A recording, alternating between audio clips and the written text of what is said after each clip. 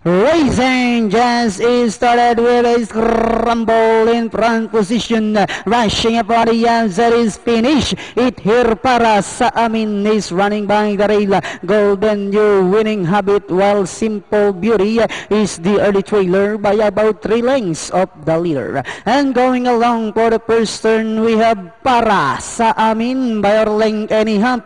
Golden New in second, running by the rail is Simple Beauty. Alongside for the outside is finish it here, while winning habit is now running at the tail of the field by about 6 lengths of the pace. Half mile distance they traveled. We have para sa amin by about half length.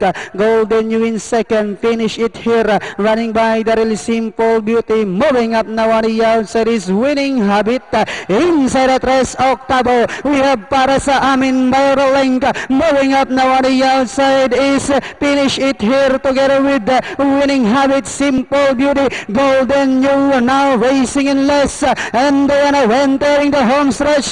Finish it here now takes command. Driving back in second is para sa amin Simple Beauty. Winning habit Golden New as they swing for home. A long shot. Finish it here now takes command by about 2 lengths para sa amin Simple Beauty. Winning habit, and nearing the finish line we have finished it here followed by Simple Beauty, and finally finish it here Simple Beauty. Then comes winning habit para sa amin.